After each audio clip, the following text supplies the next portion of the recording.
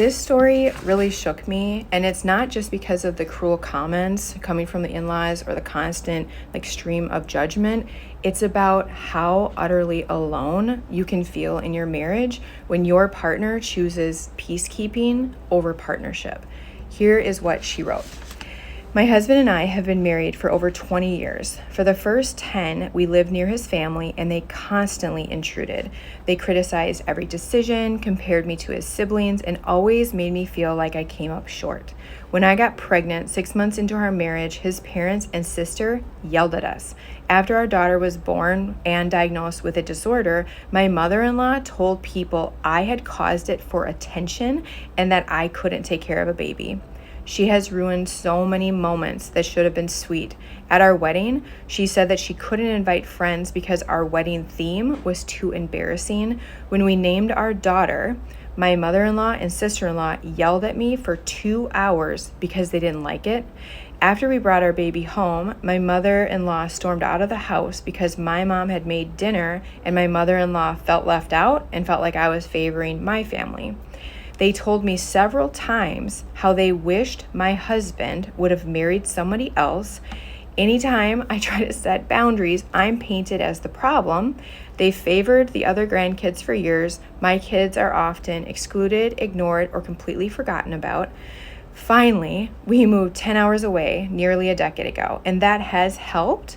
But when they come and visit twice a year, literally nothing has changed.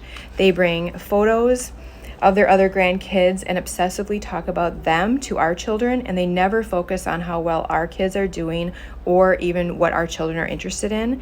They completely ignore me if they're not talking down to me. When we go out to dinner, their daughter, my sister-in-law, will call them to make sure they're doing okay.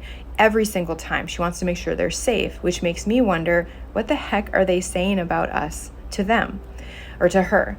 My in-laws expect us to use our vacation days, off of work, to come visit them. And when we want to do anything outside of the house other than just sit there, we are made to feel like the bad guy.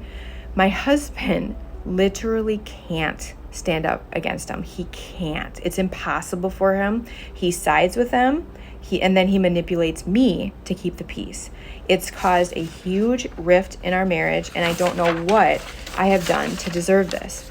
Every visit, so twice a year they come, every visit sends me into an emotional spiral days before and several days after. I don't know how to set boundaries that protect me, my kids, my marriage, and I'm so tired of being seen as mean and angry when I've only tried to make this work. I'm so alone. Please help. Oh my gosh, this is so devastating. I'm just trying to sit in her story, and imagine if my husband had betrayed me for so long, picking sides and just always trying to keep peace with his family and being that, keep mom happy at all costs kind of partner. That would feel awful. I'm just sitting with that heaviness, and I'm so sorry that this has been your experience with this family, and I'm really sorry that you feel like you've had to do it alone because your husband hasn't had your back. One thing, speaking about your husband, that I want to just change one way you're describing him. You're saying that your husband can't stand up to his parents. It's absolutely impossible. And I don't mean to sound mean, but I hope this is just a little bit clarifying, maybe gives you some freedom. Your husband is choosing to keep the peace rather than being a partner. So it's not that he can't, he just doesn't know how.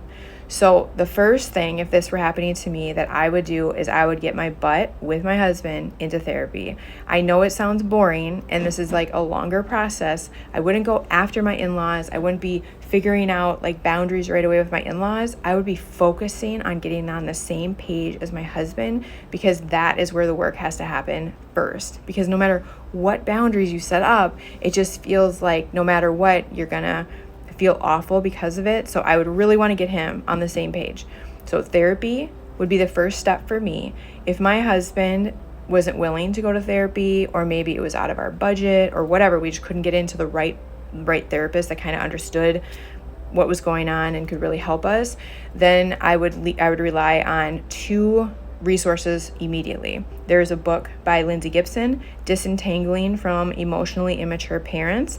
Once my husband and I do the deep work of helping him untether from his parents and really fully like attaching to me and being a 100% partner, then I would go to the second resource, which is our newest guide. It is called like Managing Overbearing Parents and In-Laws Without Feeling Like the Bad Guy, but it is filled with helpful information helping couples like get on the same page, powerful exercises, but it's filled with scripts. It has over 70 different scripts using this like a unique way that I communicate my boundaries with people who are sensitive or high conflict, and it just helps me not feel like the bad guy. So that's the second resource I would use. If even like those two resources, like let's say he's not willing to read those books with you, he's not willing to look at his behavior and how he is hurting your marriage. If this were me, I would then get into therapy myself. So if he's not willing to be a partner at all, I'm going to check myself into therapy, because I'm going to need somebody in my corner clarifying that like I'm not crazy, validating me, just helping like be a sounding board of reason, because I'm kind of like in a system of dysfunction and I'm the only one that's not, playing along. And so I'm the odd person out. I would have a neutral person reflecting back like, you're sound mind, you're fine. And then I would work with my therapist on what boundaries would make me feel better. I don't want you to think that these boundaries that I'm setting are punishments. They are simply protecting my peace, protecting like my safe space, my home, my kids, and hopefully eventually my marriage. But those are just my thoughts and what I would do if this were happening to me. I really want to know from the community if you have ever felt like this, if you have ever felt utterly alone in your marriage because you happen to be partnered up with somebody who is more worried about peacekeeping and being the person that protects his family of origin no matter what, rather than being a partner to you. I want to know if you know what this listener is experiencing.